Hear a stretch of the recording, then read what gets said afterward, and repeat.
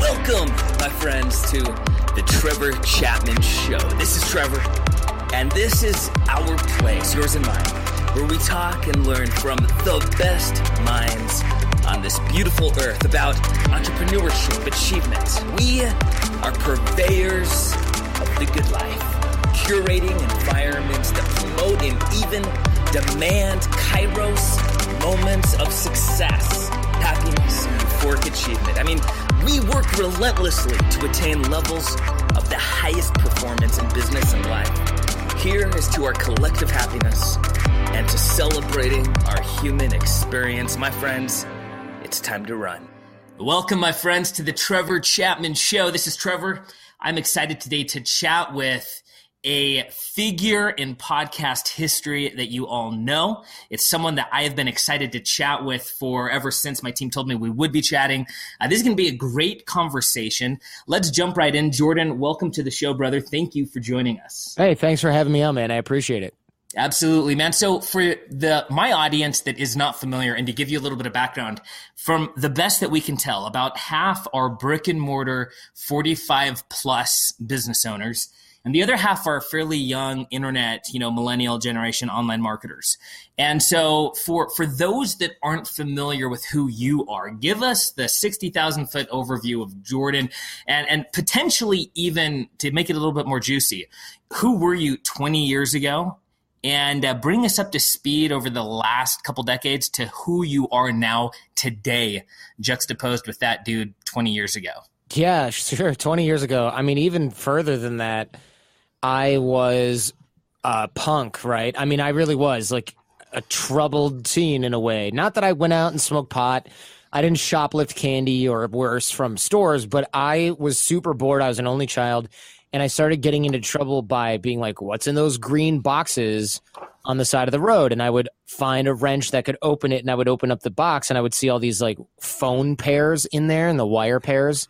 And so I'd go, oh, that's cool. This must be everybody in the whole neighborhood's phone line. So I would wait, see that maybe the phone guy's working on it. I'd ride my bike up, ask him questions about how it all worked, and see those orange, you know what a lineman's handset is? It's like an orange phone. Mm-hmm. With alligator clips. And so yep. I borrowed one of those and I found out how to open those boxes, and I started listening to people's phone conversations like a lot. And I started to get really obsessed with it, and it was really interesting. And I started to figure out how to do that in various different sort of shady ways. Like there was a green box near one of my little forts outside. So I went and I started listening to these phone conversations, and I found a neighbor that was getting a divorce. And I started listening to like every conversation. I found out when he got home from work. This is so creepy now that I'm saying it out loud, but I was a kid, so whatever. I found out when he got home from work, and nobody had cell phones or anything. So every call that this dude made was on that one landline in the 90s. And so I just kept listening to his calls, and it's like he's getting divorced with his wife. So he'd call his wife and he'd have a conversation. And then he'd call his buddies and he'd have another conversation. And then he'd call his sister and he'd have another conversation. And he'd call his mom and he'd have another conversation. And he was just a different person with each of these people, right? With his mom, he was all like, why is she leaving me? And then with his sister, he's like, yeah, whatever, I'm still sad about it. And then with his buddies, he's like, fuck her, right? Or, like, I don't care. And then it was just really interesting. And then with his soon-to-be ex-wife, he was like this emotionally stunted, defensive child. And I just remember thinking, man, if he talked the way that he talks with his mom, with his soon-to-be ex-wife, he probably wouldn't be having this problem. Bear in mind, I'm like 13 years old thinking about this.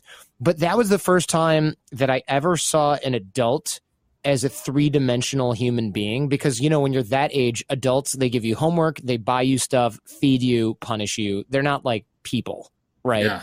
Yeah. Even your parents, they're just like these weird robots that tell you what you can and can't do and have money because you're like 11, like you don't really get it. You don't really get that they have feelings, especially not complicated relationships. So that was the first time I'd really experienced that from an adult, because these are things that adults don't show around kids in healthy environments. So that I became really obsessed with people, and I started to study things like, and I mean informally, because I'm in high school and middle school, and I was like, wait a minute, there's certain sets of motivators that make people tick, And I started reading things like How to Win Friends and Influence People and these little books on psychology. It was like The 7 Habits of Highly Effective People and stuff like that. These are my high school reading books, but I didn't really know how to apply it because I was in high school and I didn't have goals, right? Like I was like, you finish school and then you go to college. I mean, those are my goals. I don't have family obligations. I don't have, because books like that, kids can't relate. It's like, there's just not enough hours in the day. You got to prioritize. And I'm like, I have a ton of time. What are you talking about? I have nothing but time after I finish my homework. And so I started to go through those and figured like, okay, if I'm going to learn this stuff, how it's going to apply to me, I got to figure it out on my own. And that really came to a head when I went to law school, because in high school, I was able to kind of coast through things, college, and same a little bit. And then when I got to law school, everybody was really smart. And I decided, oh, crap, I got to outwork these people because my competitive advantage of being smarter than a lot of my colleagues or kids at school, that sort of evaporated when I got to law school and everybody was smarter than me by a lot. I was at the bottom of the totem pole. All I could do was adopt a better work ethic. And then when I got to Wall Street as an attorney, everybody was smart and everybody was hardworking. And I'd lost both of those competitive advantages. And so I started to think, oh, shoot, I'm going to get fired, man. Like I'm for sure going to get fired. And the best way for me to not get fired is to sort of make myself scarce until I can figure out how to be better at work. I have a sort of a steeper learning curve or something or maybe a flatter learning curve. I always forget how those things work, but I need to figure out how I can make myself scarce. So I decided to figure out why this one partner named Dave was never in the office, because I thought he must be working from home. And if I can work from home, I can figure out how to do this law thing, this legal thing, without being in front of people and having them go, look at this idiot, right? He doesn't know what he's doing. Somebody should fire that guy. So I kind of cornered him one day and I asked him why he was never in the office, even though he was a partner. And he explained that he brings in all these deals. So he doesn't worry about his billable hours. He's not working from home. He's playing squash, doing jiu-jitsu, golfing, going on charity events, cycling, meeting up with other people in their office, going out to lunch, going out to dinner. And I thought, this is really interesting. How is it that this is your job and you make more than the other partners, and yet you don't have to sit there and draft all these documents and check for commas? Like this guy had the gig. So I thought, holy cow, if I can learn that skill set, I'm going to have it made in the shade. I'm going to get to the top of the law game, because by the time anybody else figures out that they even need to like network and create relationships, I'm going to have a 4 or 5 year advantage on these guys. Please tell me you're still there. I am here, Jordan. I was just waiting. I was waiting for you to keep going. Oh, yeah. Let me retake. There, dude, there have a 4 or 5 year advantage on these guys, period. Well, there was a few points where it did get kind of jumbled. We'll edit this out. Are you connected to your main Wi-Fi right now? I use a hardwired connection. I don't use Wi-Fi. Okay, gotcha. All right, let's keep going. There's just a few spots like that. Let's go ahead. Yeah, cool. So I was done with that, but I can repeat that last sentence. So I figured I would have a 4 or 5 year advantage on everybody else who kind of didn't know that you needed to generate these relationships. So I started to dedicate myself to the study of how relationships are created, maintained. That became really important to me because I knew that this was something that was supremely important. I just couldn't quite wrap my head around it. Does that make sense? Yeah, it does. But what was it that motivated you to literally pursue that? Was it that you did not like to work?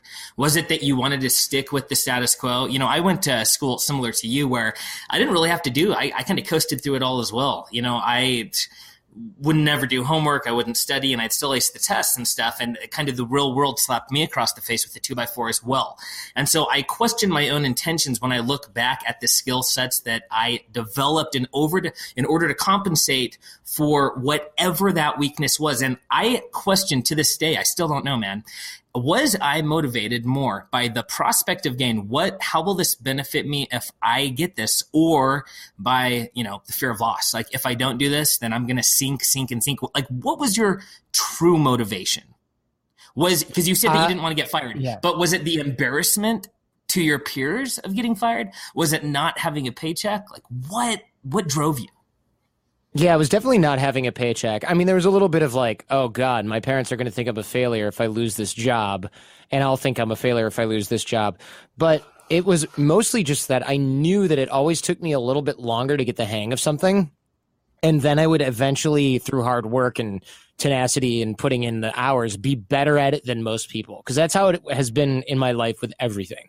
Even with podcasting and interviewing, I did The Art of Charm for 11 years. Now I do the Jordan Harbinger show, and people are like, whoa, this is a really great interview or something. And, wow, this is world-class interviewing. And I'm just thinking, yeah, it took me 11 years to be able to put this together. So, yeah, it's really good now. But a lot of people think, oh, that's natural talent. Even Gary Vaynerchuk was like, you're just naturally really talented. And I'm like, no, man, I just did a lot of these, and I work on each of the discrete skill sets involved in interviewing. So I really did think I needed to buy time.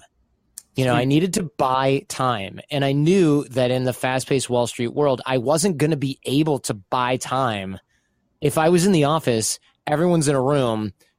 It's kind of like they can call on you and ask you for stuff. They can assign things to you, give you responsibilities. And I was like, crap, this is terrifying every day. But if I work from home, I'll kind of be last picked for assignments. And, I can work on things as sort of I can help other people out and bill hours here and there, but I won't be like a primary target for people to assign things to. And that was appealing to me. I mean, that's how you make yourself totally redundant and get fired, but in retrospect. But at the time, it made total sense, right? If I can't be called on by the teacher, I can't be embarrassed in front of the class. It was basically the mindset that I had my first couple of years in Wall Street. That wasn't to be, of course. I didn't figure out how to work from home. I started to figure out how to generate relationships, and that worked really well. And it turns out that is a skill set that is both highly prized and very rare. 100%, man. So to go a little bit ethereal like this, you went to law school. How much, you're many years down the road from that, and hindsight 2020, or at least it's a lot clearer. So years down the road, looking back at those choices that you made, how much of your desires during that period of your life were truly your desires, and how many of them did you just think you were supposed to desire?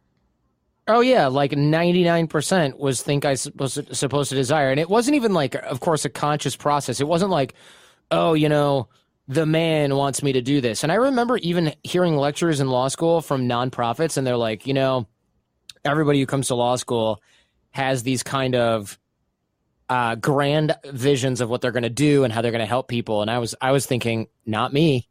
And other people were like, no, I'm going to make a lot of money. Me, I was just like, this is a stop on the way to me figuring out what I want to do. I have no clue what I want to do. I'm pretty sure I don't want to be a lawyer. Everybody says that, it's basically... everybody says it's a great way to get a job in the future, or to figure out what to do with your life, or, to become a politician or something. So I did it for that reason. I did not think that I wanted to be a lawyer and help people. And I did not think that I wanted to be a lawyer and make a ton of money. So I was like, what the hell? Everybody in the room seems to either think that they're going to do that. And one of those two things. And those lectures from the law school professors or the nonprofits, especially, they're like, everyone comes in with these grand ideals, and they all leave taking these high paid jobs because of the amount of debt that you have. Mm-hmm. And I was like, that totally makes sense. I understand this. But I was like, well, in that case, I'm just going to get a high paying job and pay off my law school, and then work there for 3 or 4 years and then move along. I was not thinking that I had other options. When you're a little kid and you want to become a police officer, a fireman, or a doctor, because those are the 3 jobs, or a teacher, mm-hmm. You're really not that much. I don't know did you go to college? Did you go to university? I did, man. I studied philosophy, and okay. Yeah. But when you're in college, how many more options do you really know about job-wise when you're in college? Yeah, no, I'm with you, man, 100%. The hallway is very narrow. It's not until all of a sudden you kind of get thrown out of the hallway and it's, off of a cliffside that you realize my mind is still blown when I consider the crazy niches that people are in, and they're just killing it. So going back to that, because I'm really curious about this. You brought up college. I studied philosophy. The Stoics especially were near and dear. It's the only subject material where when I left, I felt like there was something different about me. I was in broadcast journalism prior. I just could not wrap my head around why I needed to memorize how many acres Ted Turner bought his first year at CNN. Like I was a horrendous student, but philosophy, it kind of sang in harmony with me. They had this concept, eudaimonia. And it's, you may know what it is. For those that don't, it's I do action A because I believe that it will bring about emotion B, which will bring about a state of emotion C, eventually bringing me back to what we would call happiness. It's what they called tranquility. They believed, the Stoics did, that everything that we do ultimately, we do because we believe that somehow it will get us closer to tranquility or joy or peace of mind, whatever that state is, Zen, nirvana, right? It'll bring us closer than the alternatives. And so everything is focused on your own joy. Even if you're focused on others, it's because you know that by focusing on them, it will ultimately make you happy. Now, it's interesting because things that were widespread back then tend to not be the case now. So going back to that time, like your options were limited, but man, you certainly had guys that didn't go to college. You certainly dreamt of being a rock star, as most young men do, and things like this. What was your eudaimonia? Like as an attorney, because I'm still curious, to just not lose a paycheck. There's a lot of people that do crazy things for that. But what you did is you're like that mastermind that sits back and kind of Wolves of Wall Street, the office, and figures out how to become that indispensable unit that the military cannot operate without. And so, like, really, really, what was that? Because just not losing your paycheck, that'll get you so far, but it won't turn you into the Jordan that you are today. What was your deepest emotion or state that you sought? Yeah, I don't even really know. And I remember feeling completely despondent and empty because it was like the more that I achieved in school, getting into a top law school, getting a top job after graduating towards the top of the class of that law school, and going, all right, now what do I do? This isn't fun or interesting. This isn't exciting. I'm making a lot of money. I'm not even spending it because I don't care. So it was really sad because I felt totally limited. And like I'd mentioned before, when you're in college, you still don't have that many different ideas about what jobs are. Teacher, policeman, fireman. Like you really are just sort of a more adult version of that. And you think, yeah, maybe I'll be a lawyer or something, right? Like that was the amount of thought that went into my decision to go to law school. That's not how you're supposed to do life. And so I didn't have any kind of, I want to be, if I really in a perfect world could do anything, what would I do? Nothing. I mean, I had no idea. When I was a little kid, I really wanted to be Dan Rather, that newscaster. Yep. I want to be him because I saw him in like Vietnam and stuff, and he was doing all this cool stuff like that I thought was really exciting. And my mom, bless her, she was like, "Oh, you don't want to do that. It's a little bit dangerous." And I was like, "I don't care." And she's like, "Well, they don't make any money." And I was like, "Oh." And then I forgot about it. Now that I'm an adult, I'm like, wait a minute. I'm pretty sure Dan Rather's loaded, right? So, I'm looking at like Anderson Cooper and stuff. I'm like, oh man, this is so interesting. So that's really kind of what I thought about doing. And I really just liked having conversations with people. I liked teaching people stuff. So this niche now with the Jordan Harbinger Show is perfect because I interview brilliant people and I teach the audience specific skills, not just an interview, but there's practical takeaways from each episode. And so this is a great intersection for me. But before that, I just thought, I'll just do this legal thing for a while. I'll pay off my loans, ... Maybe I'll figure out something that I want to do with my life. But in the meantime, I'd started figuring out the networking stuff. And that was really interesting for me. And so I really kept at it and I started applying it to dating. And that was the genesis of the brand, The Art of Charm, because we started a podcast based on those skills. And the podcast was really fun. And the one thing that was really interesting and exciting for me was when I became a lawyer and I moved to New York from Michigan, I got picked up by Sirius XM satellite radio. and I was doing my podcast on the radio live every Friday. And I thought, this is really fun. So that was my first hint that there was more to life. The thing is, I wasn't getting paid anything near. I mean, even the top DJs at Sirius XM, other than Howard Stern and those guys, they weren't making half of what I was making as a first-year associate at a law firm. So I never looked at it as a potential career. That was never in the cards at all. But it gave you the taste of filling or removing the despondency. Is that what it did? Because here, most people go through a period of life. In fact, I would almost dare say everybody goes through that point where they feel empty, they feel despondent. They say, dude, how has this happened? You know, I was going to be Indiana Jones, and now look what I am. Like, dude, for me, I was, I was trying to pay for college, and my buddy said, come knock doors. And freak, man, knocking doors turned into 3 businesses. It turned into tens of thousands of customers. It turned into 2008 when I lost everything, my self-confidence included. And this is the thought that moved me forward, because I did what I had to do, kind of like you going to law school, but I could not shake from my mind, you are more than the life you're living. Like, that phrase drove me to keep going forward. Eventually I brought the Iron Dome over from Israel. I know that you're familiar with various, security things. And so. Wait, what do you mean you brought the Iron Dome over from Israel? Yeah, I partnered with Raphael. So Raphael is the private corporation that the IDF owns. My partner was the commander of Unit 669. He lived here in Utah. I met him. It's a big, long story. It's a sick story. The whole reason we brought it over was to stop school shootings. Troutdale just happened. There was all this stuff. I had been in commercial security. I was access control integrator of the year in LA. I did all of Amazon.com stuff, Mac Cosmetics. Like if it was a big player, I handled the access control, and the monitoring and everything. And this was just like the next evolution. I was speaking at the big security events, ISC West and others.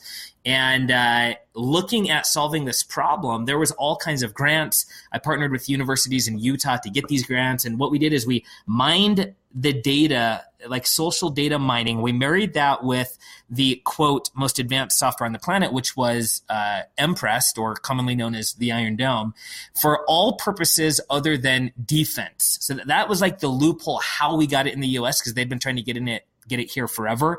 But, the U.S. was like, hey, we'll give you billions of dollars a year, but we don't want your software over here, blah, blah, blah. Anyway, dude, long story short, parents freaked out. They don't like predictive stuff. They would rather just risk it than have us say, hey, dude, that kid just walked through the back door with a guitar case and he's not in any music classes. And for the last 6 weeks, this is like at the era of facial recognition. And that just freaked people out. Now you open up your phone, everyone's like, oh yeah, cool. My phone recognized me. But back then it was like, wait, you know who I am?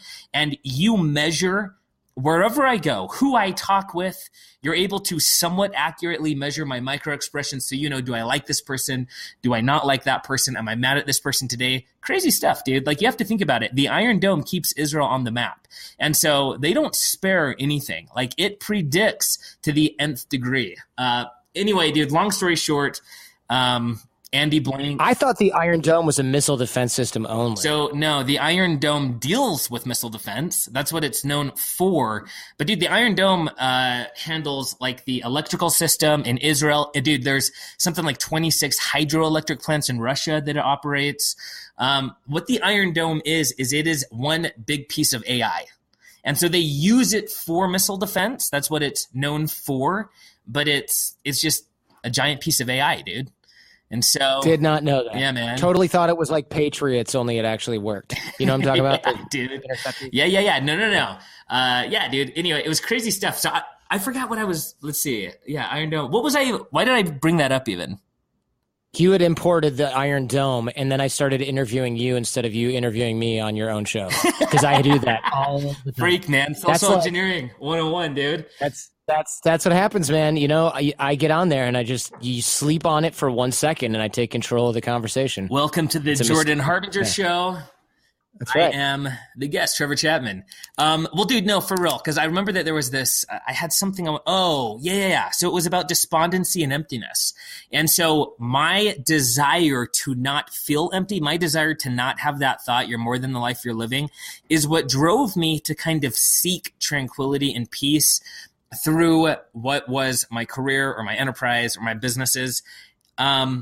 And that was a rough period, dude. I don't think as young people we recognize that as an adult you will experience emotions that are negative even if everything is going well in your life. How did you deal with the despondency, man?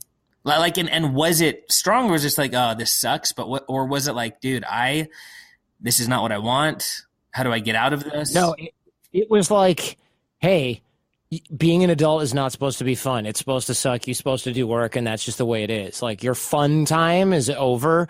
You're going to have to find purpose outside of work, and that's the way it is, which totally seemed fine. It sounds really depressing now, but it frankly wasn't really back then, because I just thought, well, this is the way it is. This is the way it goes. Is that like this is your how dad? Is that how your dad was, or? Yeah. And he was like, he worked at Ford. I think he liked it a little bit, but he was a workaholic in a way. And I remember learning things growing up, like work isn't supposed to be fun. And I would be like, oh, I don't feel good. And my dad would be like, you're not supposed to feel good. Nobody said you should feel good. You just have to go and do it. And I'm like, oh, okay. So I got a work ethic that I can outwork anybody. You and I were talking pre-show. I'm rebuilding the Jordan Harbinger show out of the ashes of The Art of Charm after leaving. And people are like, oh my God, overwhelming. And I'm like, yeah, it is. But I can outwork everyone. Literally, the people that are left in that company, I can outwork all of them myself, not counting what's on the team. So I worry a lot less about that because I know that there's just not that many people that I even know that can outwork me. It's like Gary Vaynerchuk. Is in that camp. Like, there's just not that. And you're like that too, right? Like, you probably know 100%, man. Your own work ethic. And you're like, no, there's just not that many people. I don't worry about competitors because I'm like, I'm just going to work while you sleep and kick your ass. You're just going to wake up and I'm going to be further ahead. Well, dude, on the other side of my mic, there's this document from 1769. It's an original document. I'm looking at it right now. It's got 6 witnesses. It's the original contract for an indentured servant to come over from England to the U.S. I hang that up because I will often, it's as a reminder, at 8, at 9, at 10 at night when I hear my kids, because I'm at my home office right now, they're bouncing upstairs and I realize I am my own indentured servant. So there's a lot that I do now to kind of balance it. But I think that we probably came from a generation where, dude, hard work was a given. I grew up super poor, man. I caught 36 salmon every single day so we could make it through the winter. And it's something that kind of is just falling to the wayside now. So hard work, though, here's the thing, man. Hard work is excellent. And Gary Vee's like, hey, I've been here for 3 weeks straight. I haven't gone home. I still have 9 meetings left. What are you doing? Right. But right. If hard work was all it took, then every farmer would be a millionaire. Every butcher would be a billionaire. So hard work is the foundation. What is the next thing? Like, what does it take to become Jordan Harbinger? What does it take beyond the hard work? I have an obsession with the quality of the conversations that I have, and I'm always advocating for the audience that's listening. Because I know now that there's not a resource that exists that is what I would want as a listener other than the things that I'm creating. And I don't mean like I'm the only person who can create this. I just mean that when I look at podcasts and when I look at learning materials, I realize there's so many resources out there, but most of them are not that good. Most shows that teach you something are not entertaining or fun. Most shows that are fun and entertaining never actually teach you anything. The ones that are fun and entertaining and teach you something, often they're put out like once every 3 months by somebody because that person has other things going on. Or it's like that person writes books, doesn't do a podcast, So there's all these. So I wanted to sort of come in and do that and do it right and do it well. And then I realized, well, wait a minute. I'm one of those people who's like, if you can't be the best at something, there's no point in doing it. And I disagree with that fundamentally. There's no reason that you can't play tennis because you're not Andre Agassi. That's stupid. That's like a ridiculously defeatist thing to say. but I still treat my own work like that, right? Like there's no point in doing a podcast if it's like, oh, that was okay. I'm just going to do another okay one so that I get speaking gigs so that people think I'm important or whatever, right? That's not what I'm trying to do at all. And so for me, I really wanted to just be the best interviewer because I was like, oh, there's really good interviewers. Okay, Larry King is like 85. Cal Fussman, he just started a podcast, so I want to help him with that, but he's mostly written. Charlie Rose is really good, but he's going to retire soon. And there's people on 60 Minutes that do really well, but they're in this sort of constrained TV format. And I was like, who's interviewing people? Who's the master interviewer? And everyone's like, oh, Howard Stern. And I was like, well, kinda. I mean, he's got a great show, but there's a lot of just like gay jokes and fart noises. And I was like, okay, well, where do smart people go when they want to learn stuff? And the answer was maybe, and this is even pre-Tim Ferriss, of course, but it was like maybe you go to Tim Ferriss and you get one a week, but maybe you're not interested in fitness, so you skip that one. And then the next one's about finance and you're not interested in that, so you skip that one. It's like, okay. And even then it was like, oh, this isn't really that entertaining or that deep. It's just, it might be interesting or it might not be. So there was a demand for just the consistency of high quality interviews. And I thought, I can do this better than anyone. Really, I can.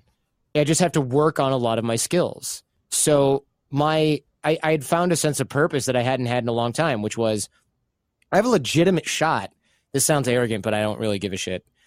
I have a legitimate shot at being the best interviewer in the world or one of the top 5 or whatever you want to call it at some point in my life if I just keep working on this skill set. And to know that that's what I want now in my 30s is like, it's a huge advantage. Power. Because a lot of the people that you see on these journalism shows, they're like 50 or 60 years old and they've done the nightly news for years and years and years and years and years, where they're just sort of like writing stories, submitting them, reading teleprompters. There's just not that many people doing that.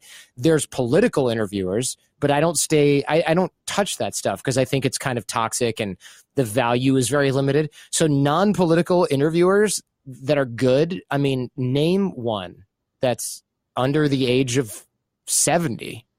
You can't do it. You just can't. Dude, that clarity is power. So my question then follows along these lines. With that framework for your mindset and for your life, are you a perfectionist? Yes. Does that arrest you from actually moving forward? Does that stop you from publishing? So no. Here's a theory. Go ahead. Yeah. I was going to say the way that I'm a perfectionist is like, this is really good. It's not perfect. Put it out there. I want to work on the things that made it not perfect. It's not, this isn't perfect. Delete it. I'm ashamed of it. It's more like, I know nothing is ever going to be perfect. So maybe I'm a perfectionist in that I seek perfection in a lot of the things that I produce, but realize it's impossible, where I think a lot of perfectionists seek perfection and otherwise they aren't going to release it. But I'm not a perfectionist in terms of fear-based perfectionism, like people are going to judge me. I'm more like, I can always do better. So I'm a perfectionist in that way. Does that make sense? Does that distinction? 100% clear? Makes sense. Yeah. So like when I'm a visual person. So when I hear you say that, I see myself on a ladder, and when I step up to the next rung, I appreciate it, but I see the following rung and my desire is to get up there. Like, why be content on the lower rung? So here's this concept that I've recently been talking about a lot and just kind of formulating in my mind, which I believe has been powerful. I put a little video out on it as well. And that is this: perfectionists they seek the ideal. So they take something that is like a minimum viable product, and instead of just releasing that, they construct in their minds what a 20-year mature, incredible outcome would be. And then they don't start because they seek that ideal, because they're like, oh, I can't achieve that. Now it goes hand in hand with procrastinators who want to guarantee, in a world that does not give guarantees, that ideal outcome is going to come about. And so you have this just decisive, this cycle that stops people from making any forward progress. And so my belief is this: you get unstuck in anything. If someone's feeling unstuck, like going back to your despondency and the emptiness and the feelings that everyone has, by simply immediately doing something well enough, but immediately and fast, and just like 80, 70% done and getting it out there. Now, I ask you that because you've been doing this for over a decade, and I'm new to the podcasting world relatively. And so that framework, what are your thoughts? Yeah, I mean, I like the idea of publishing at any cost as long as you're not super embarrassed by what it actually is, especially with podcasting. Because here's the thing, I recently talked about this. People always say, oh, it's all about quality over quantity. And in terms of creating things, I actually don't believe that. Additionally, there's plenty of data that shows that that's not really the case as well. That there's something to be said for producing as much as you can.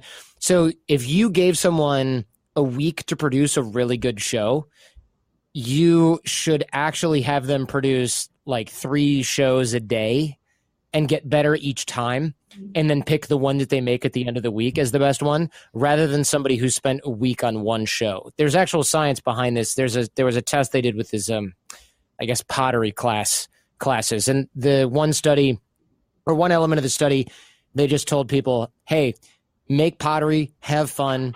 There's no grade or anything. You'll be fine. Just make some pottery and have fun. That group did okay. That was kind of the control. The other group was told, we are going to grade you based on the quality of this pot or this pottery piece.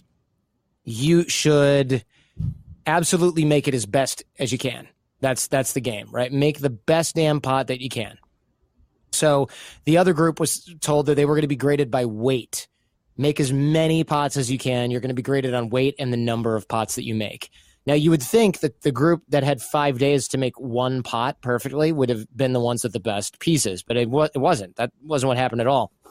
What happened was that the group that was graded by weight and amount, they had the best pieces because they tried, failed, iterated, tried, failed, iterated, tried, failed, iterated. They just kept doing that.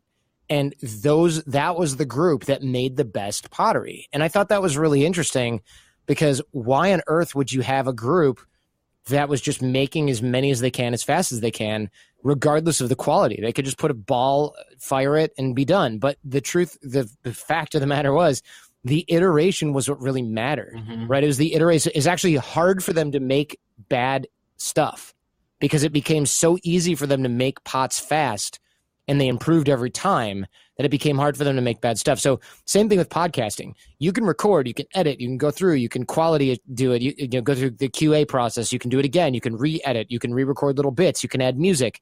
That's fine. And you might have a great interview after that. But if that took you 10 days and another person made 30 interviews, 3 a day over that 10-day period, that person is going to kick your ass. They're going to be so much better after those 30 interviews than you would be after that one. Dude.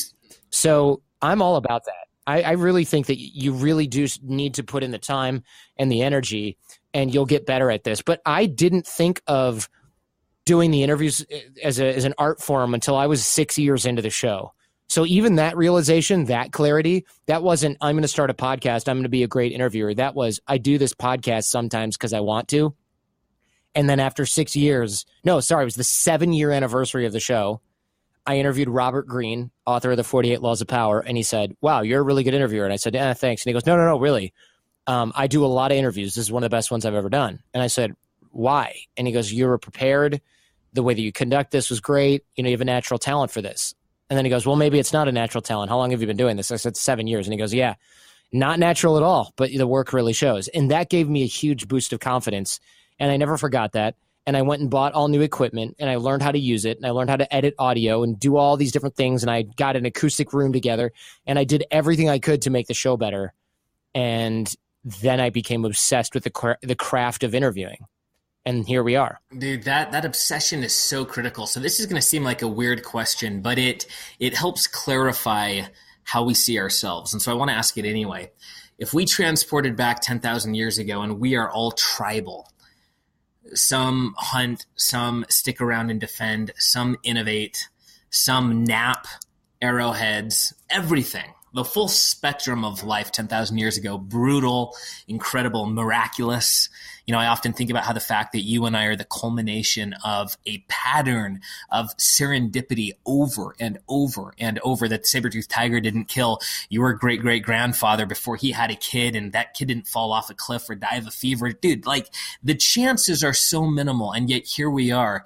And all of those collective lives, that experience has culminated in you, in me, in this moment where we're chatting together. It almost it's one of those moments where when I close my eyes and I really consider that, my mental capacity has to enlarge just to be able to download the implications of that. And so that is not the question. That's the groundwork for if we transported back 10,000 years ago, and you knowing what you know about yourself now, what would you be doing as a tribal dude 10,000 years ago in, early Stone Age Europe? What would your task be? Oh, man, early Stone Age Europe? I would have invented religion or something.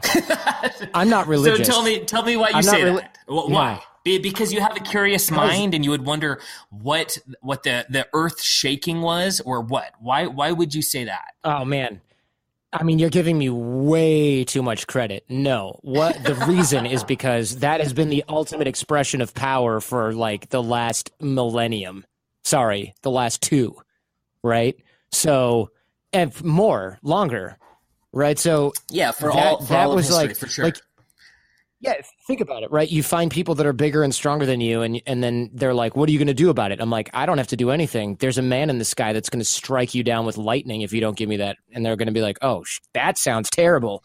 We should definitely do everything you say because you know all of this stuff that we don't about the afterlife and nature and all this stuff. And I'm like, yeah, all you have to do is listen to me. I know that sounds a little diabolical, but like, real talk, why on earth would you just run around and be like, I'm going to be the best gatherer, I'm going to be the best hunter? No, have people do it for you who are really well suited to that, and then comfort the dying, create civil order. Like, that's what religion did early on, right? And it was just like such an ultimate expression of power. That's why kings were given the crown by the Pope, not the other way around. So, dude, this is interesting. You talk about the ultimate expression of power. Let me preempt it with this to make the conversation, not so abrupt, but I am driven by significance.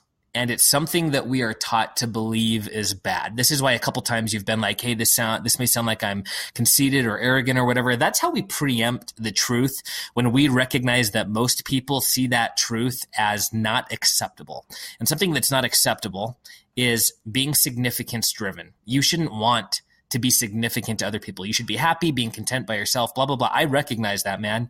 I look at it, I've got two sides to me. I had a buddy that said, you'll either be a beach bum or a millionaire. And I said, I'll be both. This was out of high school. I've got a side of me that wants anonymity, 100%. I either want to walk through the airport completely and utterly shrouded in darkness, no one talking to me, or I want to be stopped half a dozen times and have selfies taken. Because the significance, for whatever reason, drives me. Now, until recently, I was embarrassed by the fact, like, I wouldn't tell people that I was significance driven. They could have guessed it. Our actions scream what our intentions are. And I've had various people on the show who say different things. Guys that are in touch with the mystical will say one thing. People who do huge shows in Vegas say another. So you said twice that this is the ultimate expression of power. What is power to you? Like, and why would you seek that? Oh, I just think it was probably a really good way to, I don't know if you would say survive, but definitely to thrive back in the day, right? Because you really had, if you weren't a giant, big, strong person, and even then if you were, you could succumb to all these different things. You had no civil order. Religion was one of the first ways that people came about and came across that. And you sort of see that. And even in modern culture, you really see these folks as sort of outside the mainstream. I mean, look, watch The Lion King, right? The ape that lives in the trees is sort of the medicine man, right? He's just outside of everything, universally respected. It's sort of like this end run around the natural order of things.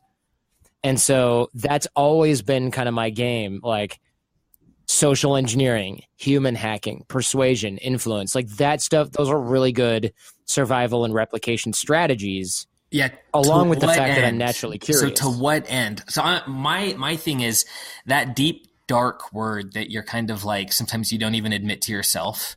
Like, what is that? Like, are you driven by like the pursuit of power, being above others, wielding some sort of influence that maybe they do or they don't know, talking about social engineering, wielding the ability to talk with the gods while the others can't. And so they defer to you. What is that? Like, have you thought about this first off? And if you have, are you driven by power over others? Nah, not really. I don't really care about that. I just feel like I would probably feel really vulnerable back in Stone Age because I'm 5'9". I mean, who knows what size I would have been back then, right? Not the same size I am now, nutrition and genetics.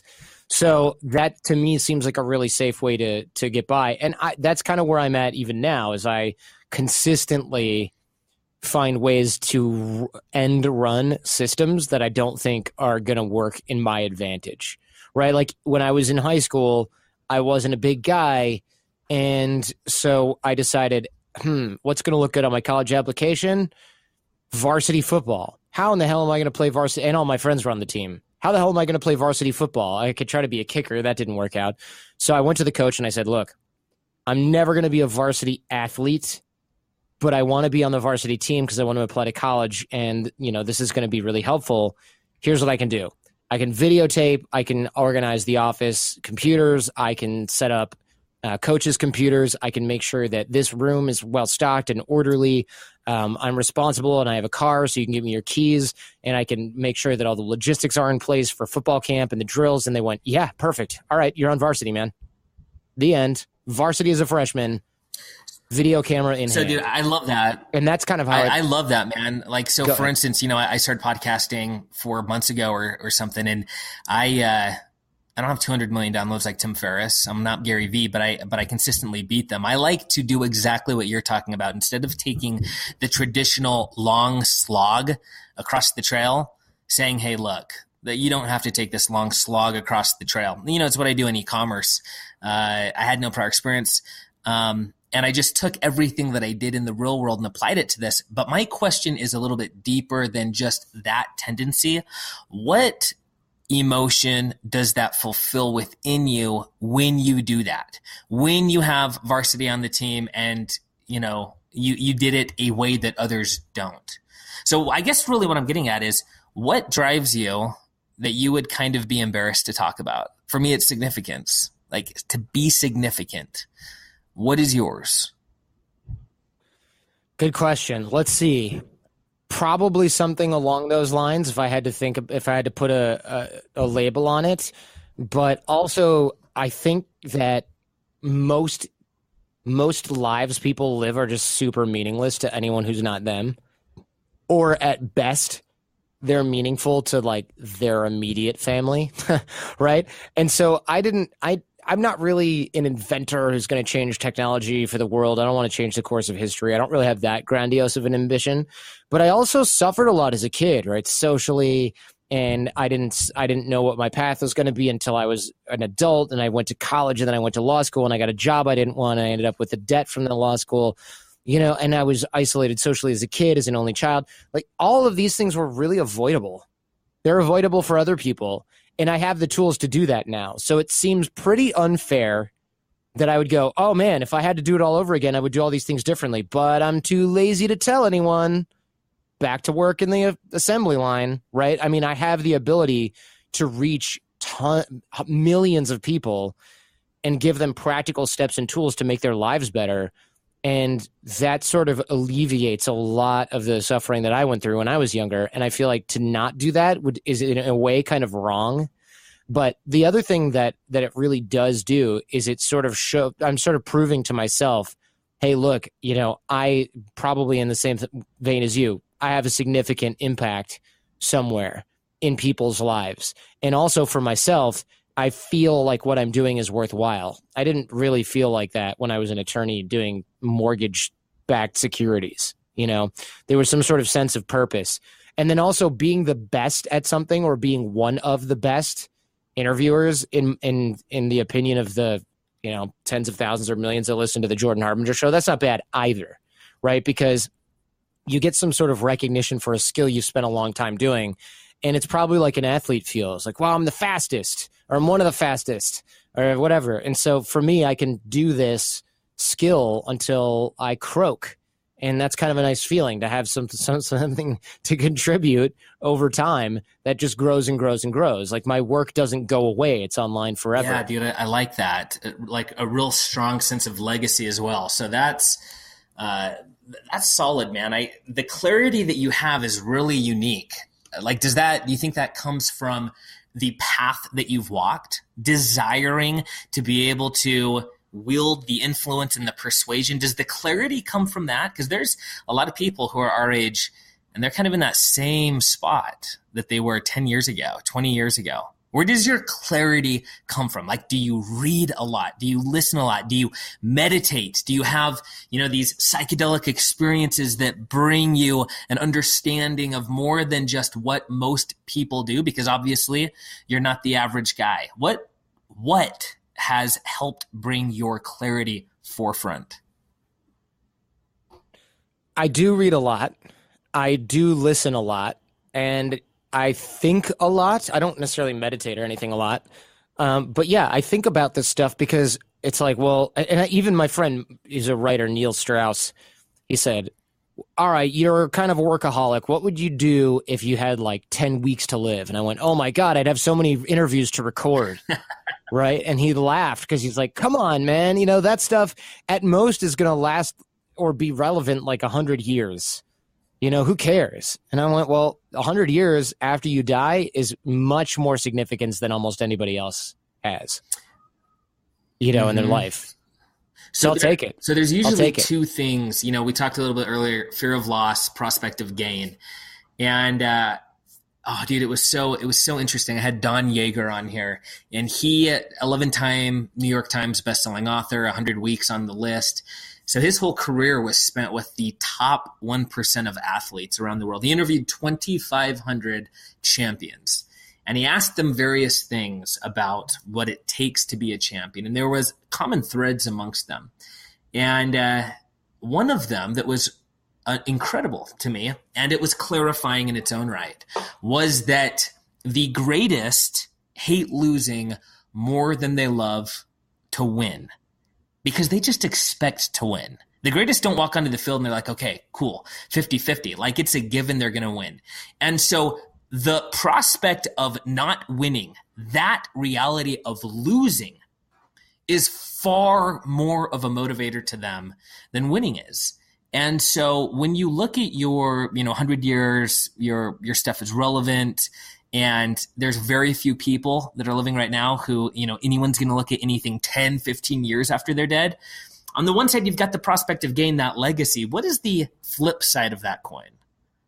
Like, what's the fear of loss thing there? Is it some sort of like the human condition, like what happens after we die? And because there's this thing, death, we're like the only species that runs around not instinctually. Like we're self-aware of the fact that we're self-aware. Blows my mind that we can even comprehend that. And yet doing so, we can literally contemplate our own death. We don't know of any other creature that can do this. And so in contemplating our death, we recognize this moment now, and it kind of flavors how we see things. So in contemplating your death, during those 10 weeks, that Neil Strauss asked you about that, and you said that you'd have all these interviews to do, you do have that legacy as the prospect of gain, but what's the fear of loss? Like, what's the thing where you're like, oh, freak, 10 weeks? If I don't do these interviews, then bam, the bad thing. What is that for you? Oh, I don't even think I would think that deeply about it, honestly. I just feel like these are fun and that I keep adding pieces to a menagerie of knowledge that otherwise might not be available to people.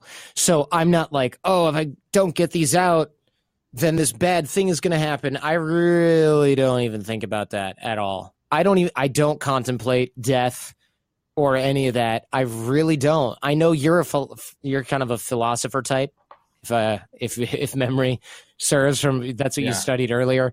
And of course I can hear that in what we're discussing, but man, I spend zero time thinking about that.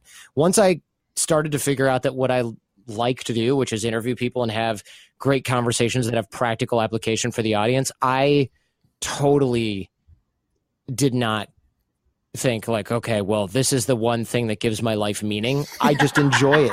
And one day if I stop doing it, I won't do it anymore. If I stop enjoying it, I won't do it anymore. So what does your wife have to say about your attitude towards work and obsession with interviewing, not just interviewing, but being at the pinnacle of the art of interviewing? What does she have to say about it?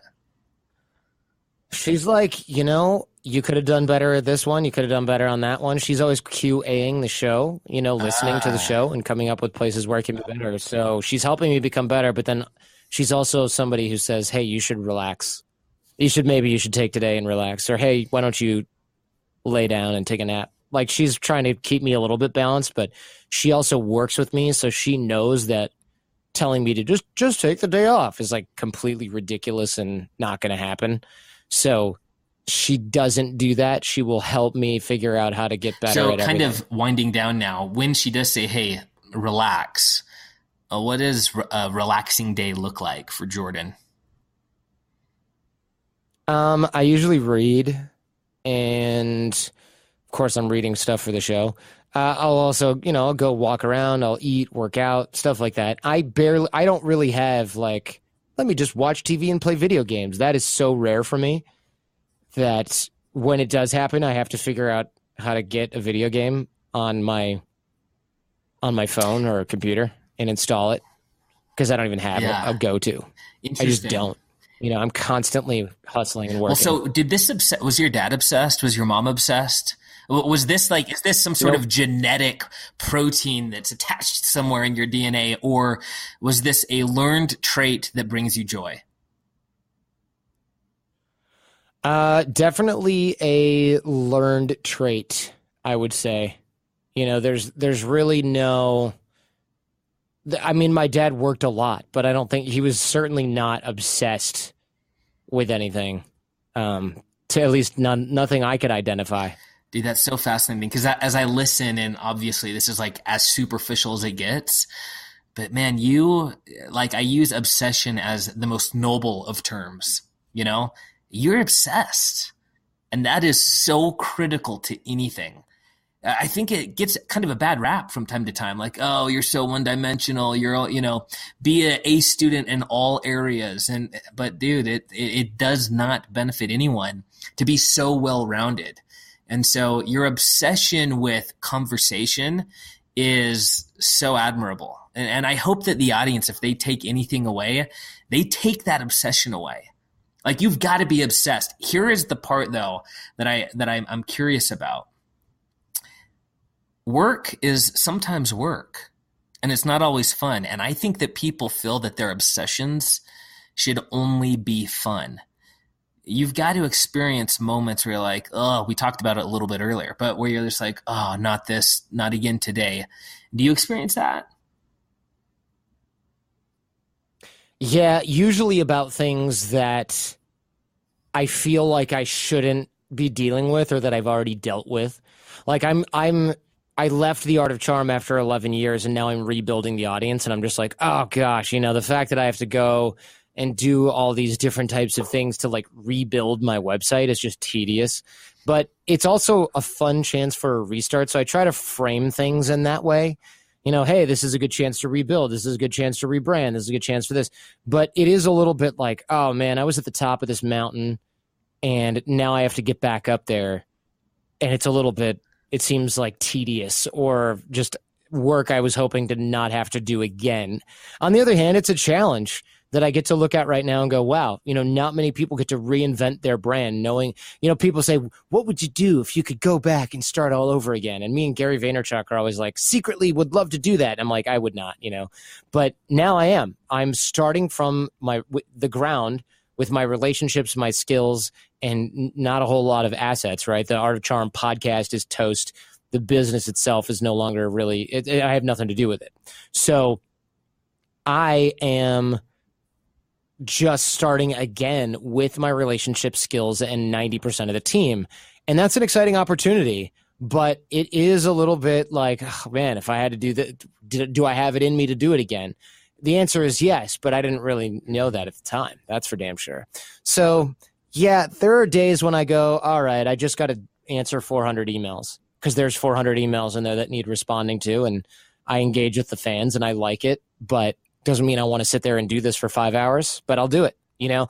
So there are things like that, but I try to minimize those things. I'll try to do a day like that once a month or something where I really have to go to kind of do like, all right, go through LinkedIn. All right, go handle this. Cause I don't want to outsource things like that to people because I don't believe in having people pretend that they're me on social media or when engaging with fans. And I also don't believe in ignoring fans because I feel like if you don't know what your fans are thinking, you're not going to be able to create things for them.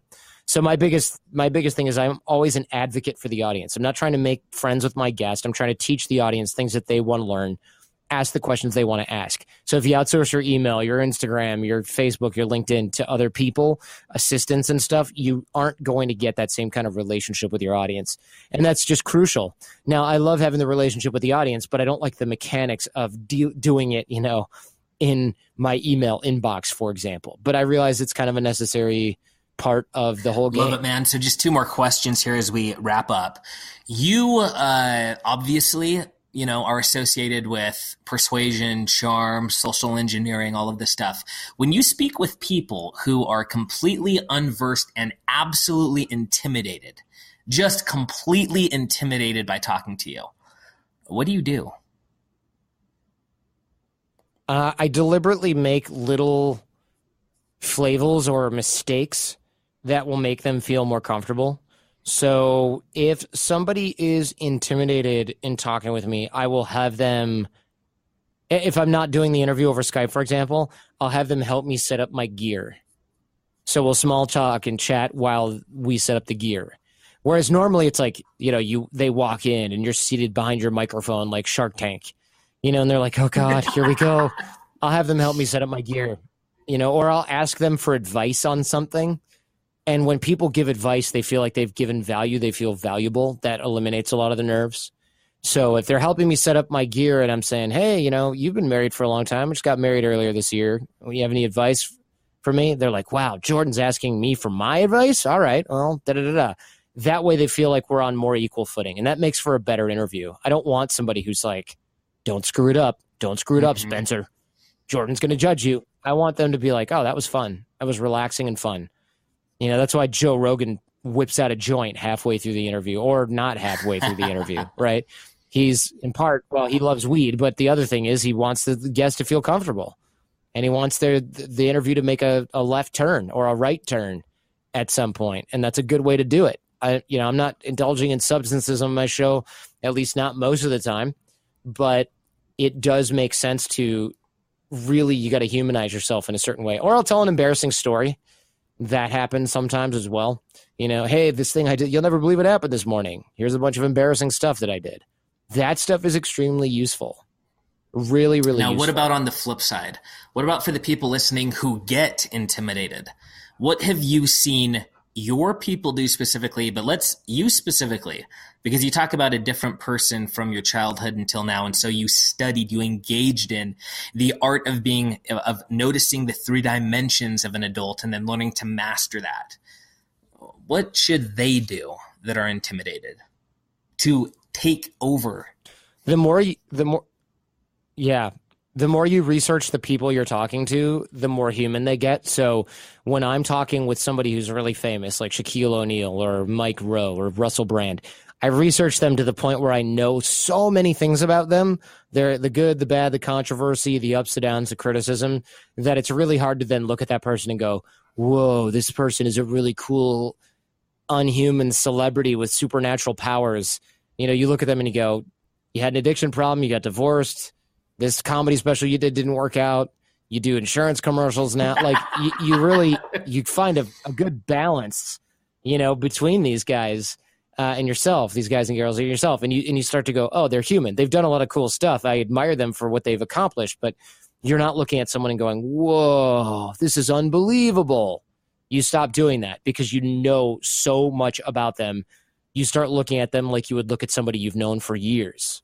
And that's important. So if you ever feel intimidated by anyone or anything, research the crap out of it, and you can basically kill those emotions with logic. Very good, man. Hey, Jordan, thanks so much for your time, brother. How can people find you online? And importantly, what's the best way that they can engage with you? Yeah, you're listening to a podcast right now. Find the Jordan Harbinger Show. It's in the iTunes or whatever app you're using to listen to shows. And I would love if people are interested in learning from everyone from iconic writers and CIA agents and celebrities. You know, what I do is I teach people skills. So Larry King will come on and talk about conversational skills. General McChrystal will come on and talk about how they make tough decisions. And we have worksheets for every episode. So this isn't just like, you can learn some stuff. It's like, no, there's a worksheet. That's how concrete these takeaways are. And I want to teach you their superpowers, these guests. So we're in every podcast app, Spotify, etc., and at jordanharbinger.com/podcast. And people can engage with me on Instagram or Twitter at Jordan Harbinger. You're the man, brother. Thank you so much for your time. We'll have to do a catch-up here in 4 or 5 months. And audience, thank you for joining us. Find us again tomorrow on iTunes, The Trevor Chapman Show.